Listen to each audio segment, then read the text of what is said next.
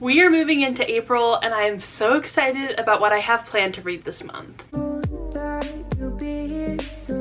So in March, I actually did do a pretty good job at tackling most of my March TBR. I'm really trying to stick to the TBRs that I make myself each month, because why else would I be making a TBR every month if I'm not going to stick to them?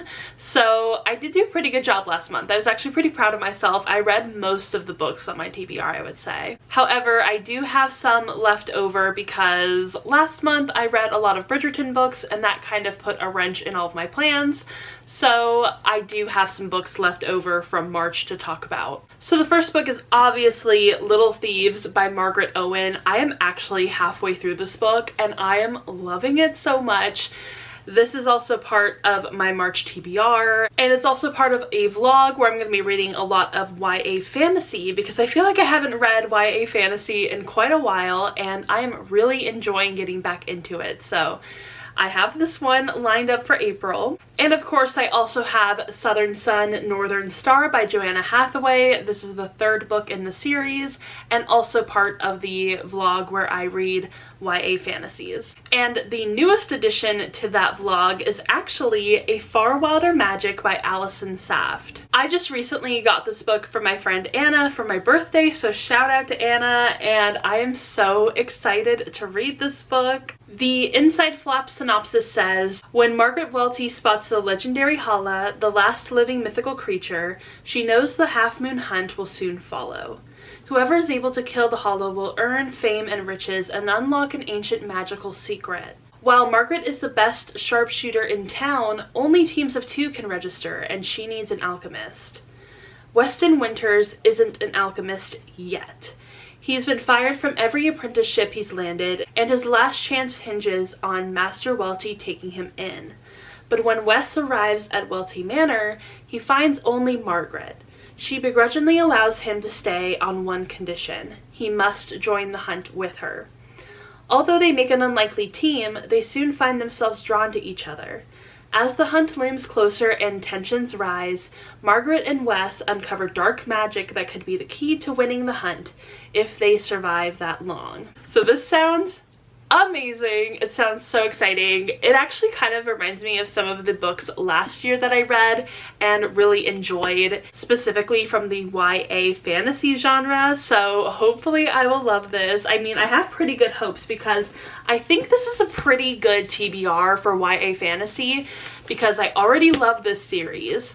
This book I'm halfway through and it's fantastic, and then this one I have pretty high hopes for because it just sounds good. It sounds like something I will like, and I'm really excited for these 3 books in my next reading vlog. Okay, moving on from YA fantasy, that is all behind us.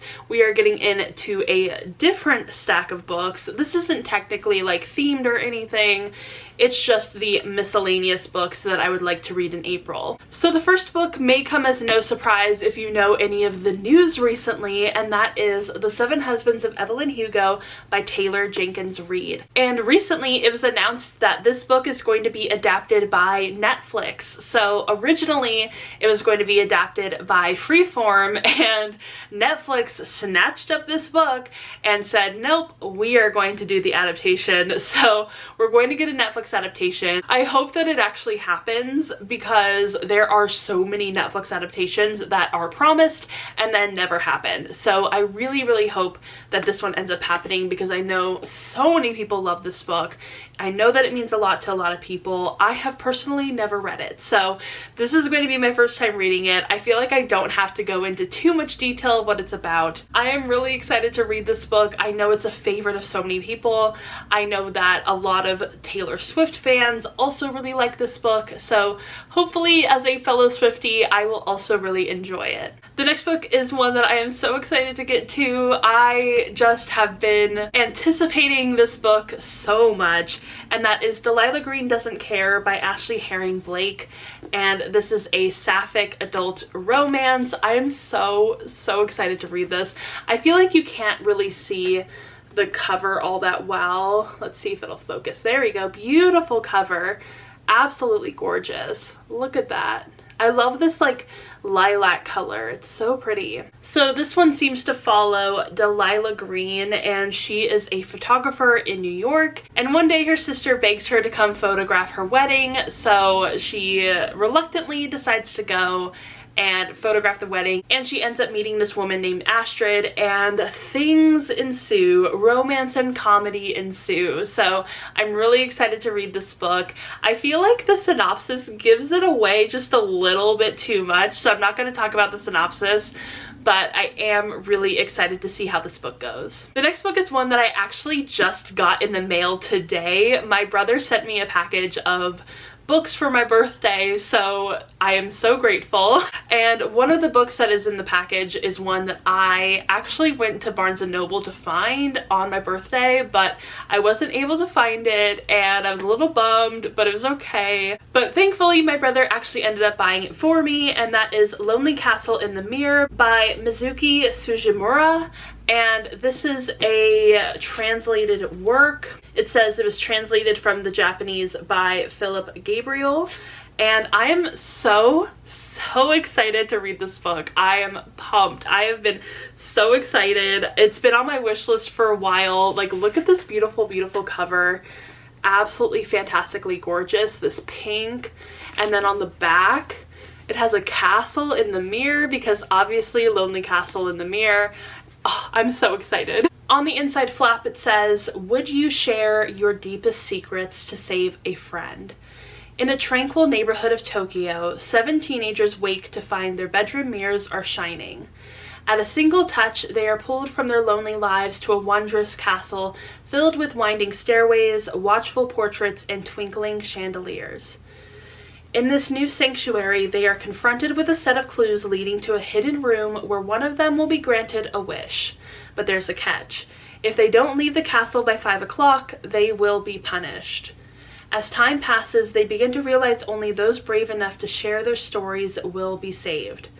Tender, playful, gripping, Lonely Castle in the Mirror is a mesmerizing tale about confronting your fears and embracing human connection. So I am so excited about this book. I also realized that I think this might be the UK printing, because it literally only has UK stuff in it. So I don't know if that's like the case for this book. Maybe it's not printed in the US, because I literally could not find it in Barnes & Noble. I was really surprised. So I have no idea if that is like a thing. Maybe I was just looking in the wrong section. Maybe it's actually in the YA section. But I feel like I looked in the YA section as well and I didn't find it. So I don't know what the deal is. Maybe that Barnes & Noble just didn't carry it. I have no idea about the printing of this book, but I am pumped. I'm so excited. And I love that it's a paperback. It's kind of a soft cover because it does have an inside flap. I love that. This book is going to be iconic. I already know it. I'm so excited. And the very last book on my TBR is actually one that I recently started. I'm about 50 pages into it and I am loving it. It's The Light We Lost by Jill Santopolo, and I am surprisingly really loving it. I kind of picked it up on a whim because I had to go help my mom volunteering for one of my brother's baseball events, and I brought this with me because I knew I was going to have a lot of time on my hands afterwards. So I ended up reading 50 pages while I was there, and I absolutely am loving it so much. It definitely reminds me a lot of Taylor Swift, specifically Folklore and specifically The One. And recently I've been really obsessed with the song The One for some reason. It's just been on constant repeat in my mind, in my brain, and I've been loving it. So this book is definitely fulfilling my need for like a Taylor Swift-esque book. And I also really love that the chapters are super short. Like every chapter is like max 3 to 4 pages. So I am going through this book so quickly. On the back it says, "He was the first person to inspire her, to move her, to truly understand her. Was he meant to be the last?" Lucy is faced with a life-altering choice, but before she can make her decision, she must start her story, their story, at the very beginning. Lucy and Gabe meet as seniors at Columbia University on a day that changes both of their lives forever. Together they decide they want their lives to mean something, to matter. When they meet again a year later, it seems fated. Perhaps they'll find life's meaning in each other. But then Gabe becomes a photojournalist assigned to the Middle East, and Lucy pursues a career in New York. What follows is a 13-year odyssey of dreams, jealousies, and ultimately of love. Their journey takes Lucy and Gabe continents apart, but never out of each other's hearts. And Lucy will find herself asking, was it fate that brought them together? Is it choice that has kept them away? So yeah, I'm really excited about this book. I'm really enjoying it. Hopefully I will continue to enjoy it. It's also part of Reese Witherspoon's book club, so you know what? Personally, Reese has never let me down. So I've only read a few of Reese's book club picks, and so far so good, honestly. They've all been really great books, so I'm super excited about this one. Hopefully I will continue to enjoy it. Alright, so this is my entire stack for my TBR for April. There are also quite a few other books that I am currently reading, technically, but those are books from like previous months that I've started and not finished. So I mean, I probably should do another reading vlog where I finish books that I've started and then abandoned, because that actually went pretty well last time I did that. So maybe, you know, if you're interested in it, let me know in the comments down below. Because honestly, I have quite a few books that I have just started and then never finished. So that would be a pretty interesting reading vlog. So let me know if you want that. And I hope you all enjoyed this video. And if you did, go ahead and give it a thumbs up and subscribe to my channel. Also go ahead and follow me on Instagram, Twitter, Goodreads, Storygraph, TikTok. All of the links are going to be down below. And I will see you all in my next video. Bye! Ooh, I thought it'd be me and you.